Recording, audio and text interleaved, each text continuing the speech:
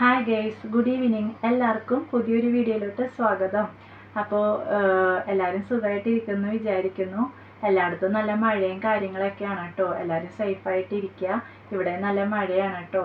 അപ്പോൾ കുറച്ച് ദിവസങ്ങളായി ലോങ് വീഡിയോ ഒക്കെ ചെയ്തിട്ട് കുറച്ച് ഗ്യാപ്പ് വന്നു. അതിൻ്റെ ഇടയിൽ 1-2 ഷോർട്ട് വീഡിയോ ഒക്കെ ഇട്ടിട്ടുണ്ടായിരുന്നു.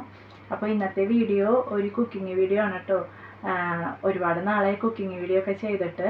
അപ്പോൾ നല്ല അടിപൊളിയായിട്ടുള്ള നല്ല സൂപ്പർ നല്ല കിടിലം ഒരു ഐറ്റമാണ് ഇന്നത്തെ കുക്കിങ്ങിൽ ഉൾപ്പെടുത്തുന്നത്.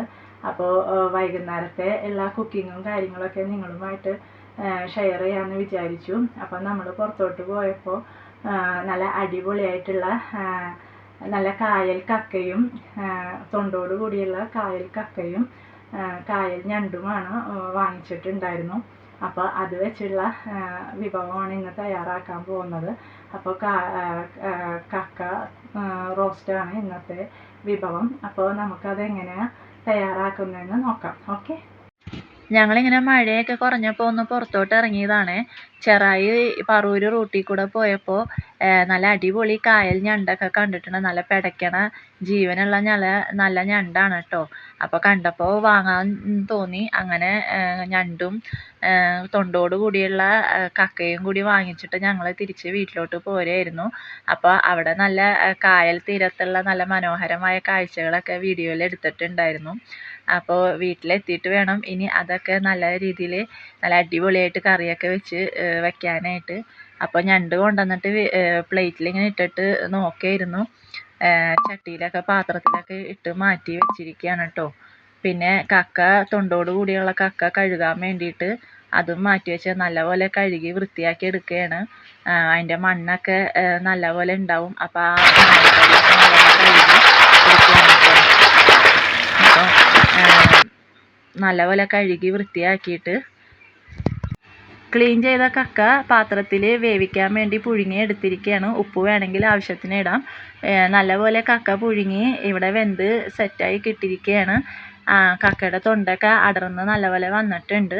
അപ്പോൾ ചൂടാറിയ ശേഷം നമുക്കൊരു പാത്രത്തിലോട്ട് എടുത്തിട്ട് കക്കയുടെ തൊണ്ടും കക്കയും മാറ്റി ഓരോന്നായിട്ട് എടുക്കാം. കക്ക ചൂടാറിയ ശേഷം കക്കയുടെ തൊണ്ടിൽ നിന്ന് മാറ്റിയെടുക്കുകയാണ് കേട്ടോ കക്ക. അപ്പോൾ ഇതിൻ്റെ കക്കയുടെ വെള്ളം നമുക്ക് കറി വയ്ക്കാൻ വേണ്ടിയിട്ട് അരിച്ച് ഊറ്റി മാറ്റിയെടുക്കുകയാണ്. മണൽത്തരിയൊന്നും ഇല്ലാണ്ട് അരിച്ചെടുക്കുകയാണ് കേട്ടോ. അപ്പോൾ എല്ലാം മാറ്റി എടുത്ത് വെച്ചിരിക്കുകയാണ്. കുറച്ച് കക്കയെ കിട്ടിയുള്ളൂ. അപ്പോൾ കക്കയുടെ വെള്ളവും കക്കയും കൂടിയിട്ടാണ് ഇന്നത്തെ നമ്മുടെ വിഭവം കറി വയ്ക്കാൻ പോകുന്നത്. അപ്പോൾ എങ്ങനെയാണെന്ന് നോക്കാം. ആദ്യമേ തന്നെ കക്കയുടെ വെള്ളം നമുക്ക് താളിക്കാം കേട്ടോ. താളിക്കാനായിട്ട് വേണ്ടത് ഉണക്കമുളക്, വേപ്പില, ഉള്ളി ഇതെല്ലാം കൂടി കടുകൊക്കെ പൊട്ടിച്ചിട്ട് താളിച്ചെടുക്കുക. താളിച്ച ശേഷം കുറച്ച് മഞ്ഞൾപ്പൊടിയും കൂടി ഇടുക. മഞ്ഞൾപ്പൊടിയൊക്കെ ഇട്ട ശേഷം താളിച്ച് കഴിഞ്ഞാൽ ആ പുഴുങ്ങിയ കക്ക വെള്ളത്തിൽ താളിച്ചതെല്ലാം ഇട്ടിട്ട് നല്ലപോലെ ഇളക്കി എടുക്കുക. കക്ക താളിച്ച വെള്ളം ഇവിടെ തയ്യാറായി കഴിഞ്ഞു.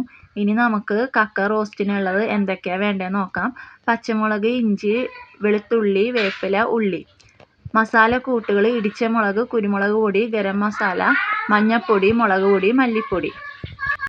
അടുപ്പത്തൊരു ചട്ടി വെച്ച ശേഷം കുറച്ച് എണ്ണ ഒഴിച്ചിട്ട് എണ്ണ ചൂടായി കഴിയുമ്പോൾ വേപ്പിലയും ഉള്ളിയും ഇട്ടിട്ട് നല്ലപോലെ ഉള്ളി വഴറ്റിയെടുക്കുക.